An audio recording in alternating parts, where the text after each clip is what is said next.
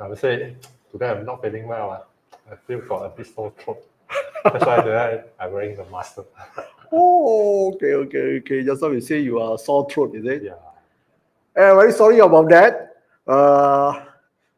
Kenyong, I think today he's having sore throat. I think after this live, he's going to rush back home to take a rest. Anyway, our mission is still there, so we still jom, let's Sembang AIoT. Okay.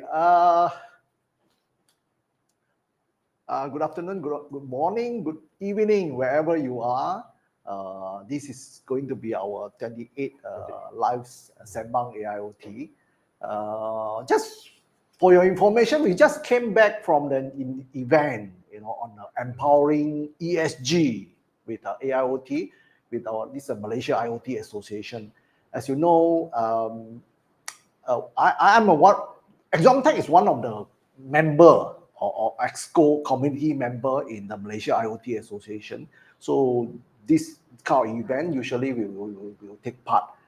I'm going to share with you more picture later on. Yeah, so that topic is very interesting. And then we have quite a number of panelists attending this event. It's a kind of networking event. Maybe you want to show some of this picture to you. These are the panelists. Yeah, okay. This is a panelist with our moderator, Amir. Is also one of our a member in the IoT Association. And then you can see Dr. Ong Kian Ming, Professor Dr. Ong Kian Ming, the ex-MITI Deputy Minister. Yeah. So, and then also we have right-hand side, we have Mr. Stephen Lee. Yeah, he is one of the president of ESG. Wait, what is ESG? I think most of the audience, they don't know what is ESG. Yeah, because that is a very serious talk about this ESG. ESG stands for environmental, social, and also the governance. And then, of course, how is it related to this IoT? Yeah, of course there is a relation in terms of IoT. We have this what they call data extraction. You need to collect data for you to this data that prove that you are complying, something like that. Yeah, really onto that. So this is the picture also after the event. We have about 20 or 30 people, there. Next. Yeah, so very important thing. I myself and Kenyong is presenting this non-intrusive data extraction using the AI, Vision AI. This is one of them, the Vision AI, using Vision AI to perform the non-intrusive. Of course, I think we did mention about this. We talked about this non-intrusive data extraction before in our previous live session. If you don't know about that, but maybe you can refer back to our past video. Non-intrusive basically is going to be, you want to extract any data, but you do not need to put on additional wiring or instrument or equipment in order to get the data. Yeah, so that can be done via Vision. Today we are going to do your demo as well. You can take a look later on. This is going to be a very interesting demo. Yeah. So, have you finished on this picture? Yeah, I think that's it. So that was the exhibition. We have a small booth to demonstrate this part. How does this AIoT or this kind of non-intrusive data extraction, helps in the ESG, the compliance of ESG? Maybe you would like to share. How the IoT? Of course, on the energy meter, let's say we talk about non-intrusive, we have this energy meter in order to not touching any part of the wiring or any additional component to measure the energy, what can you do? Okay. So without touching it, then that means we need to put a camera to get the reading out. Yeah. I think for me, the thing that related to the environment is, okay, before this, let's say you have a site, you have few hundred of meter, Yeah. and then you need to send someone go there regularly to record down all the reading. Yeah. So, but if you're placing this camera over there, and then with an AI running at there, so that person no need to travel to that site anymore. So this already reduced a lot of carbon emission. Yes. Yeah. So traveling emit more carbon, Yeah. carbon monoxide or whatever. So that is one of the thing that we share. And then in terms of the non-intrusive, of course, it can cover many areas. Many areas. In fact, I also share in my presentation during that time, we talking about how can you use AI to do vehicle counting, what kind of, what kind of level of a vehicle that is passing by, that kind of thing that I'm also touching that.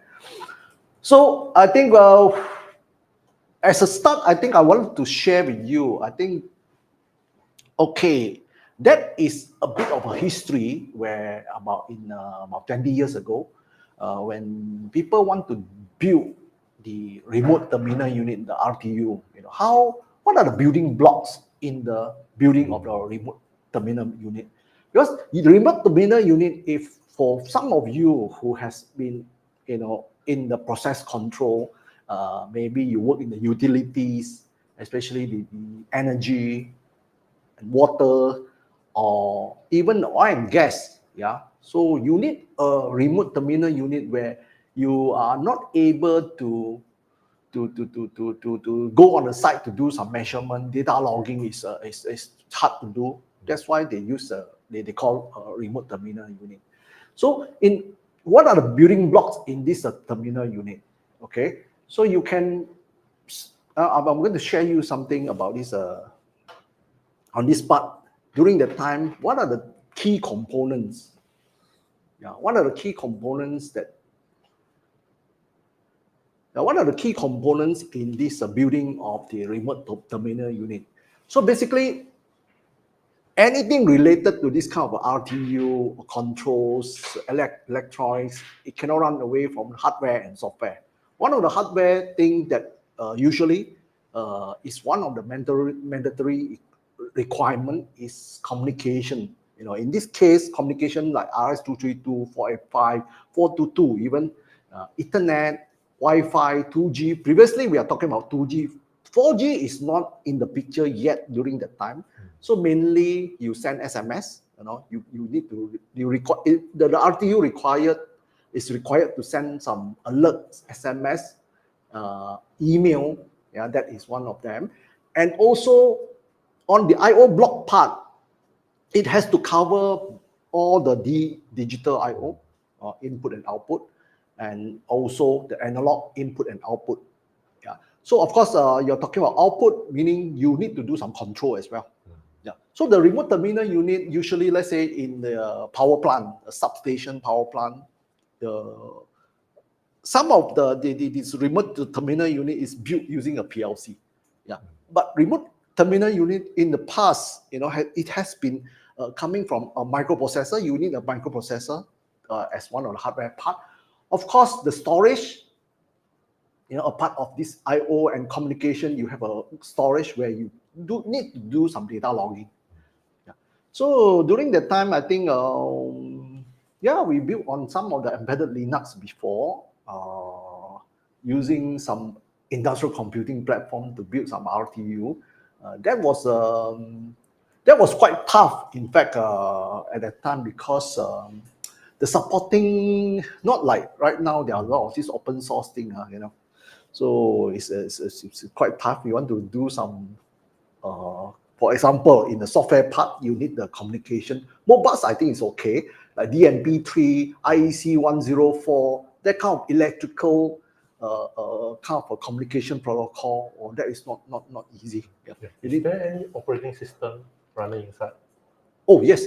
So during the time, I think mainly are using, let's say you're building the RTU, usually are using the embedded Linux. The building blocks is embedded Linux. So of course, in the RTU itself, it need to have some spatial function circuitry. Yeah.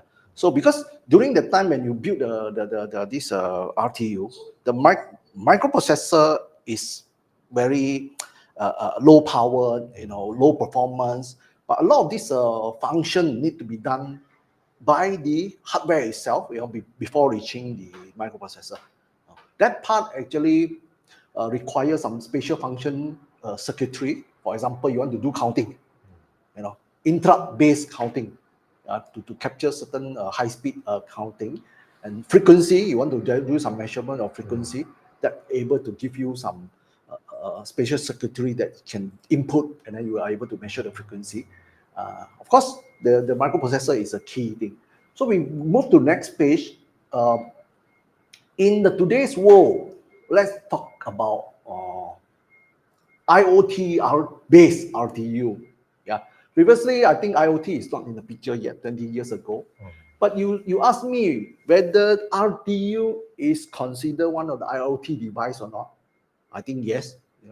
It's basically it actually collect data. Also, it transfer to the internet. You can connect to internet. Yeah, during the time you can connect to internet, or through 2G network or GPRS. Last time they are doing on GPRS. That part actually that time is we just don't call it RTU, and we just don't call it IoT at the time.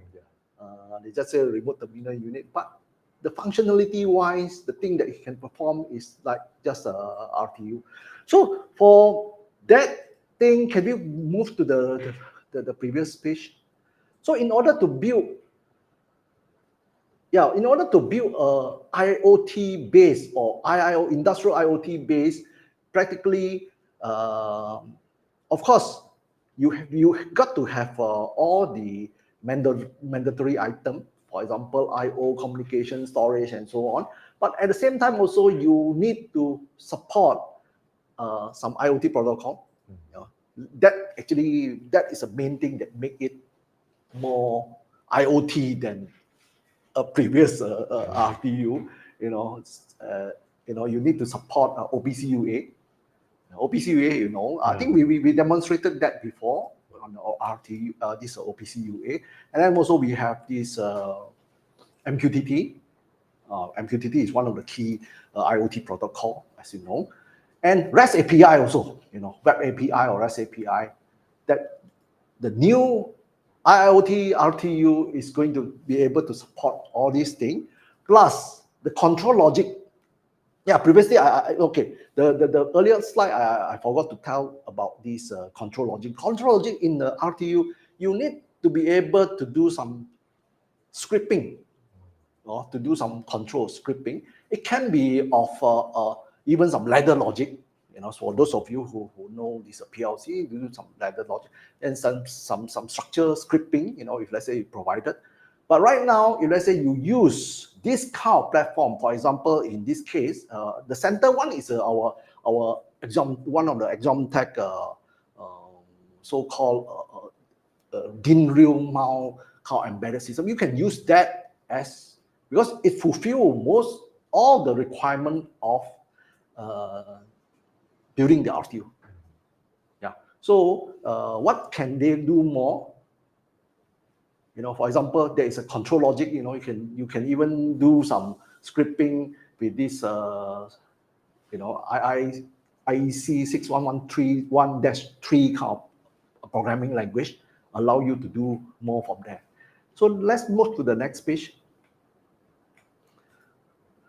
Okay, so in terms of building IoT-based RTU, you can see here from the left-hand side, the unit itself, this is ICO 330, 330 or ICO 300.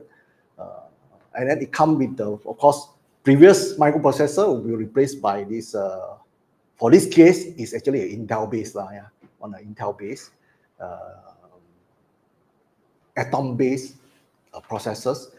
And on the left-hand side there, you can see this ICO or this embedded system is support 9 to 36 volt DC input. This is very important. In the RTU, usually you need to do some battery backup, or maybe you have to be powered by solar right now.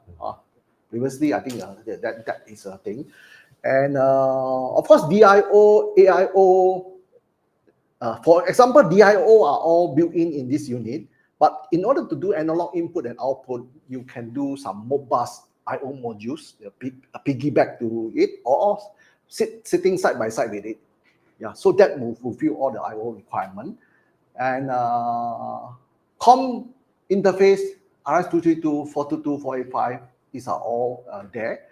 And with this ExonTech embedded system, the ICO, you can, there are some features that required by the RTU. Of course, you need to have a wide temperature. Sometimes you need to sit at the environment with the 75 degrees Celsius kind of a temperature.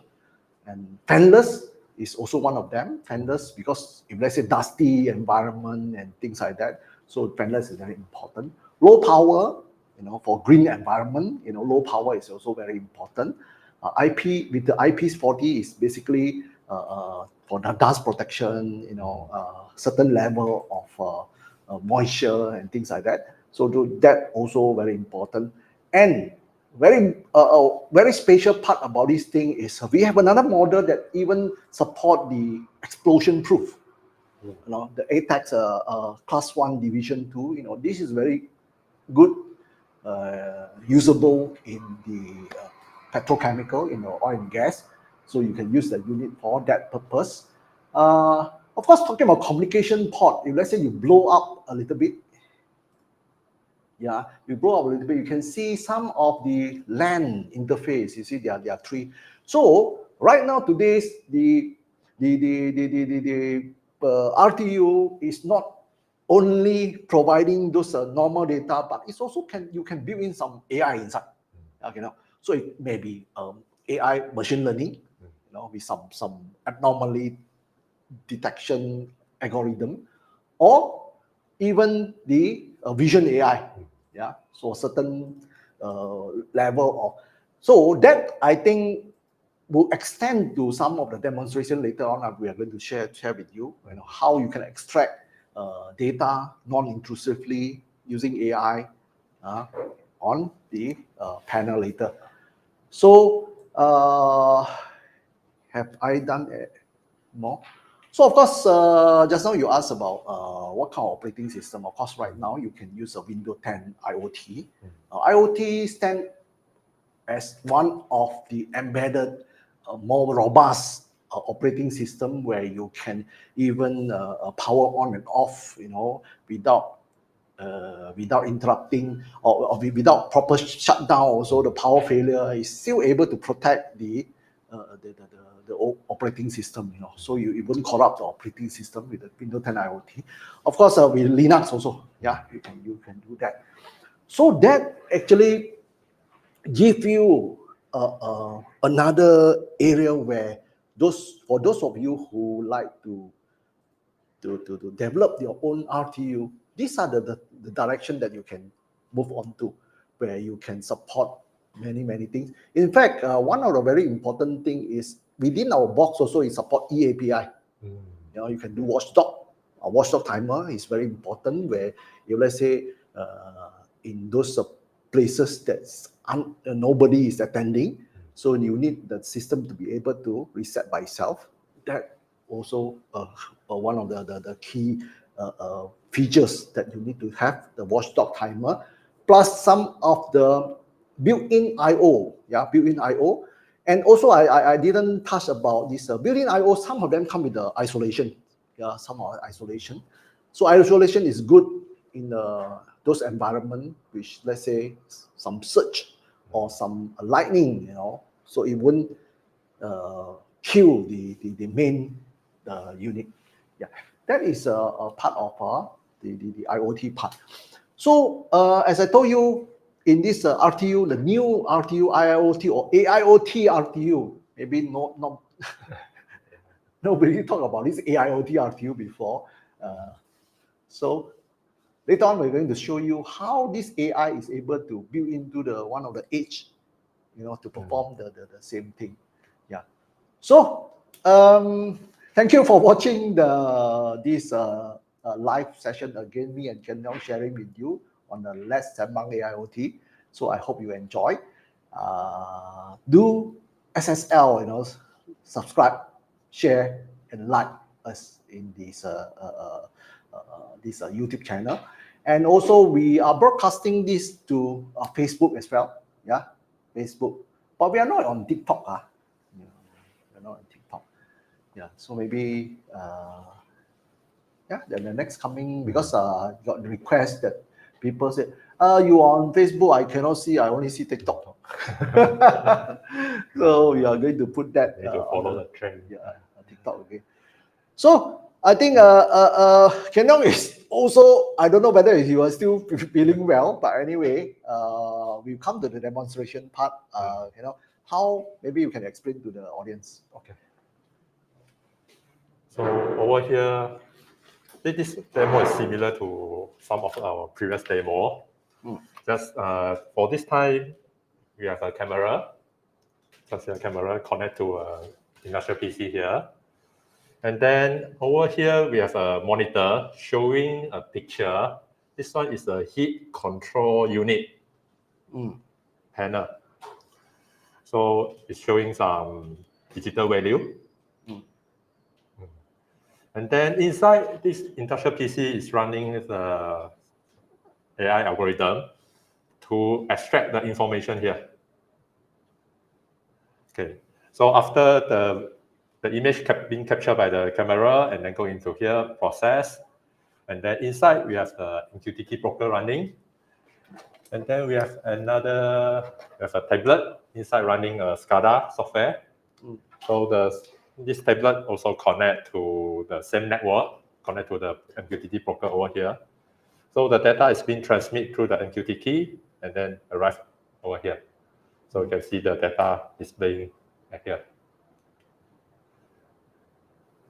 So with this concept, actually the data you can send to the cloud and then go back to your tablet or to your laptop or handphone. But today we just do it locally. Yeah. Okay. So this part we show the entire thing in the event just now, right? Yes. We show the entire. Any particular question from the audience related to this application? For this one, I have one that they say they have some old equipment that they can't do any connect to any data at all right now, but there's some display. There's some display, process display. So of course, this one is applicable, right? Yes. Yeah, I recall this one. He told me this company is manufacturing the metal sheet. Okay, metal sheet. So they cut the metal sheet. And then they don't know how much is being left over. So they say everything is in analog, which means I think they have some device to show the amount, but they don't have a way to record all this information into their ERP. Oh, I see. Yeah, you can see more and more requirement, especially those in the manufacturing plant or any process plant. They require some of this data. Yes, they want to record down all those data into their ERP. So if you refer to ESG, ESG also required to have data. Of course, I think the president of ESG also shared, if let's say those things are real time, that you cannot cheat. So you can see this one real time, you cannot cheat. So these are the framework that able to govern the ESG compliance. Yeah, this is one of them. Of course, one thing I forgot.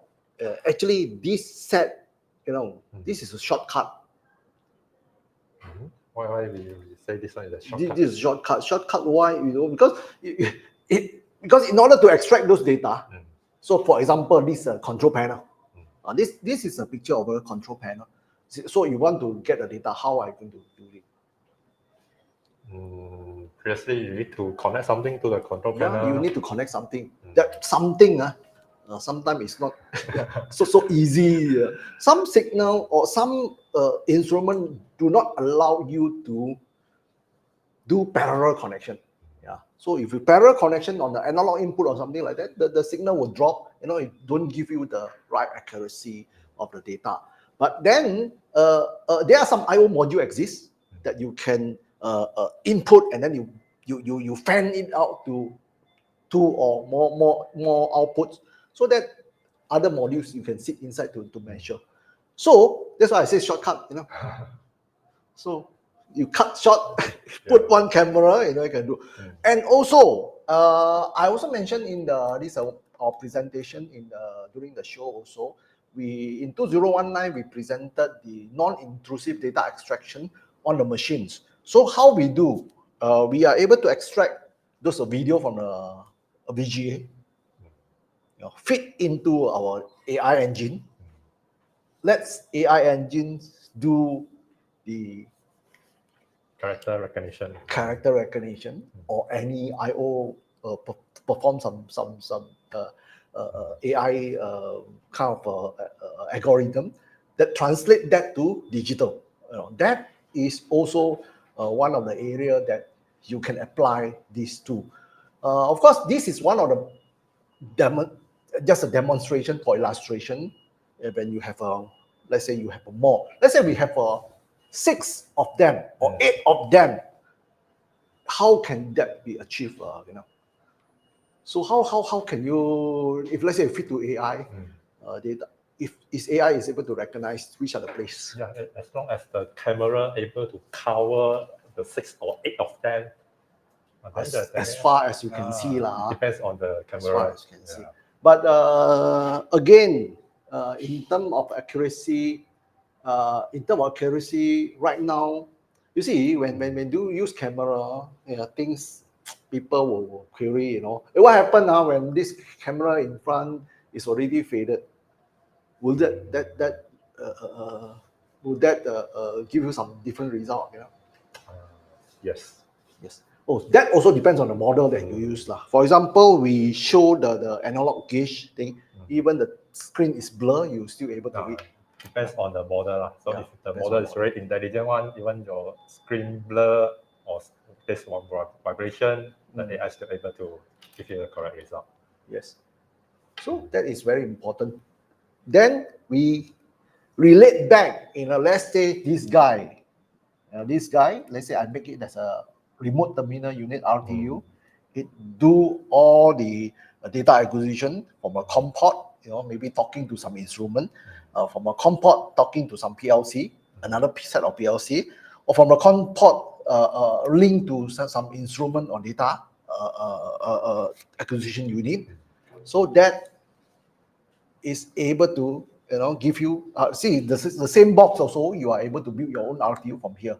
But with this AI thing, certainly in the field of process, you cannot run away from some challenges. This part actually this customer do not want you to touch. They are very, very, very, very cautious about letting you touch, because when you touch, sometimes you get the thing screw up. So what can you do? This is one of the area. Either you use a camera or you use a screen capture. Screen capture, that one will be won't be affected by the view of the camera, right? Yeah. So there are a few ways. I think from there on, we would like more some partners, who think this is applicable in some of the environment, do come and talk to us. We would like to explore more with you.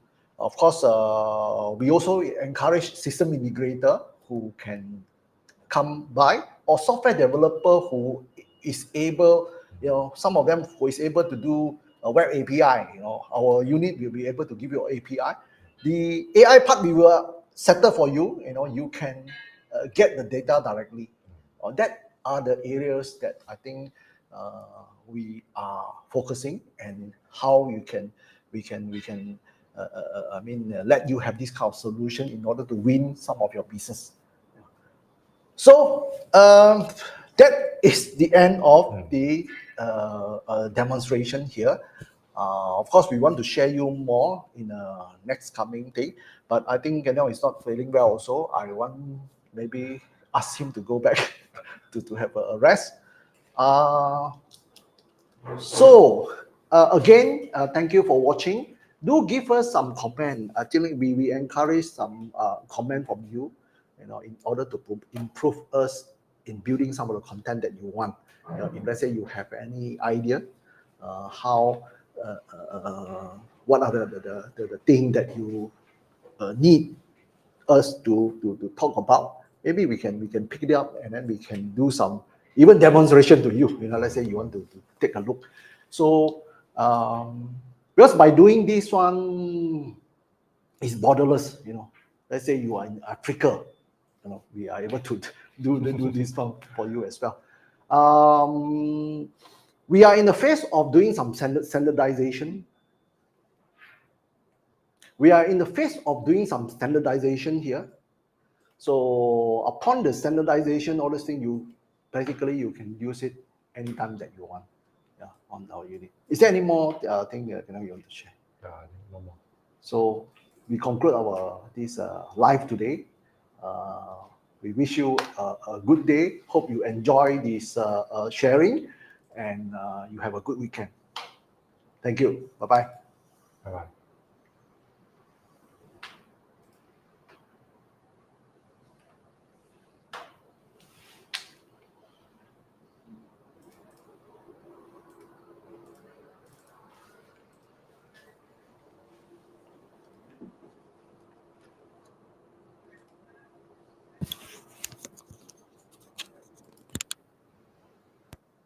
Okay, and it's okay.